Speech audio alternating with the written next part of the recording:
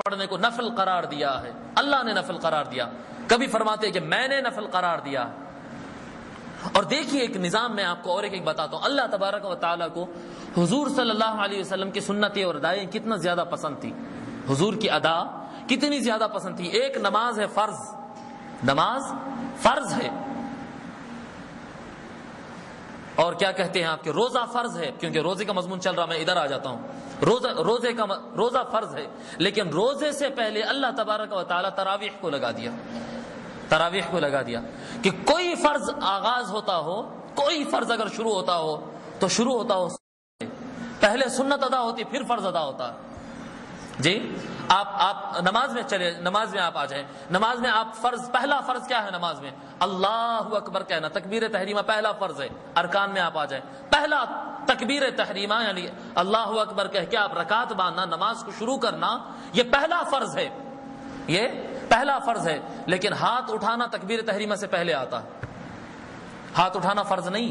اگر کوئی اللہ اکبر کہہ کے رکعت باندھ لیا تو نماز تو شروع ہو گئی۔ سمجھ رہے ہیں آپ بات؟ ہر فرض، ایک فرض کی بات نہیں کر رہا ہوں، ہر فرض سے پہلے اللہ تبارک و تعالیٰ کچھ سنتیں مقرر کر دیا، فرض کے بعد سنتیں مقرر کر دیا۔ وہ فرض نماز پڑھتے، فرض نماز کے بعد دعا کرنا حضور کی سنت ہے، وہ فرض نہیں ہے۔ لوگ پوچھتے ہیں کہ اگر میں دعا نہیں کرا تو کیا ہوتا، کیا نماز میں ہے کیا؟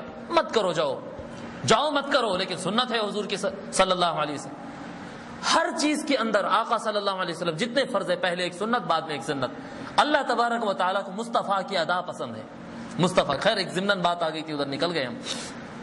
تو آقا صلی اللہ علیہ وسلم فرماتے ہیں کہ جعل اللہ صیامہ فریضۃ، اللہ تبارک و تعالیٰ اس مہینے کے روزے رکھنے کو فرض قرار دیا، وقیام لیلہ تطوعا، اور اس کے رات کے جاگ کر عبادت کرنے کو اللہ تبارک و تعالیٰ نفل یعنی اضافہ عبادت قرار دیا۔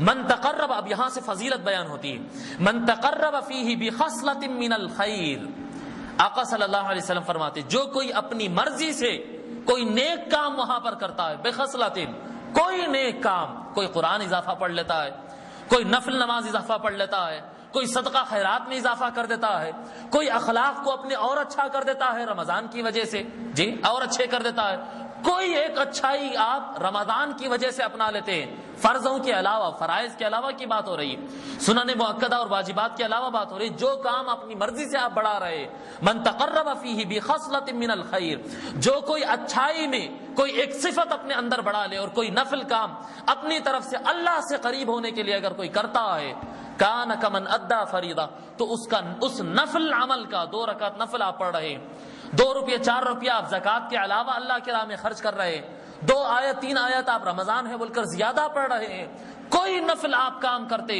تو اللہ تبارک و تعالی اس میں ثواب اتنا دیتا ہے جیسا کہ فرض نماز ادا کر رہے ہیں۔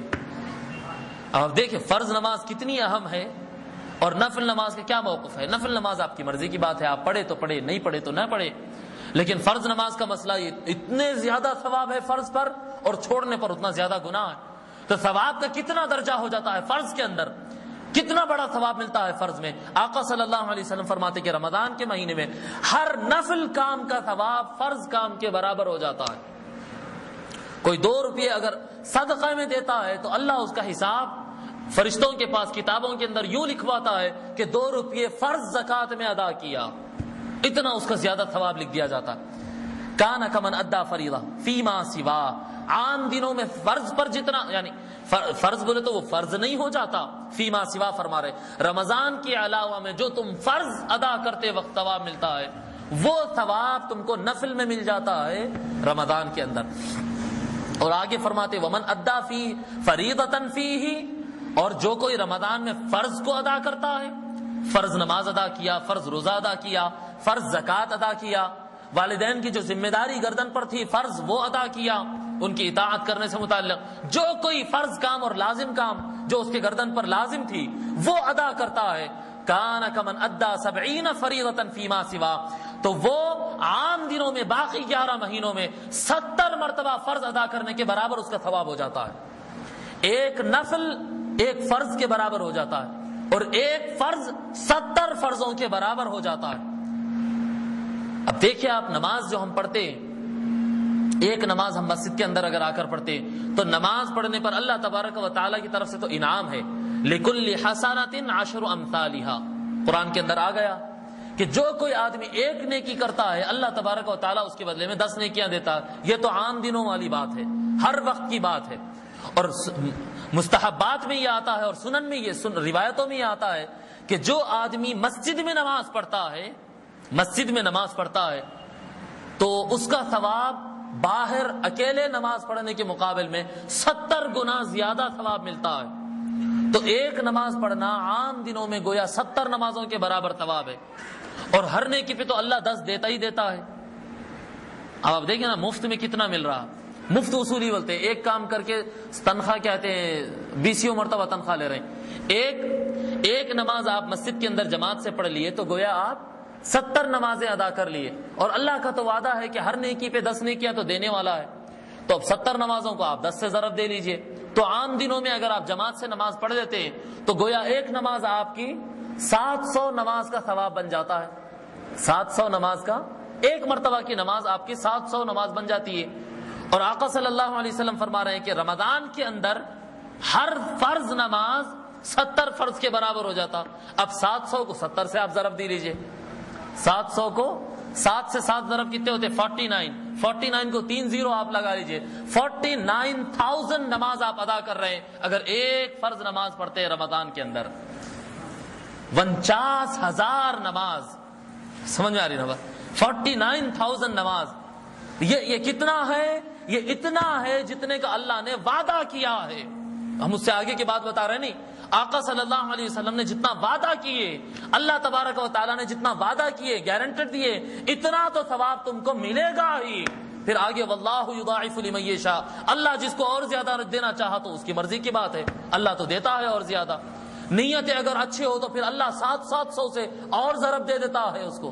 لیکن اتنا تو دینے کا اللہ کا وعدہ ہے.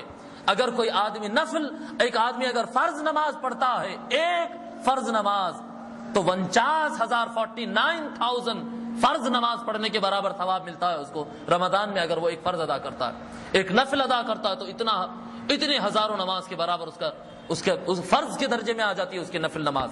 اتنے بڑے بڑے ثواب. وَهُوَ شَهْرُ الصَّبْرِ، اور یہ مہینہ صبر کا مہینہ ہے. رمضان کے بارے میں فرماتے وَهُوَ شَهْرُ الصَّبْرِ، اور یہ صبر کا مہینہ ہے. وَالصَّبْرُ ثَوَابُهُ الْجَنَّةُ، یہ صبر کا مہینہ ہے. یہ صبر کے مہینے پہ تھوڑی سی تشریح میں کرنا چاہوں گا کہ یہ صبر کا مہینہ کیوں فرمایا گیا، کیا ہے اس کے اندر. یوں تو اس کے اندر حکمتیں بہت ساری ہوں گی. سیدھی بات بھائی، کھانے پینے سے صبر کرنا ہے آپ کو. دن بھر کے اوقات میں آپ اپنے بیوی کے قریب نہیں جا سکتے، اس سے صبر کرنا ہے آپ کو. جی، آپ اپنے کام کاج چھوڑ کے آپ کو تراویح میں لگ جانا، اس سے صبر کرنا ہے آپ کو.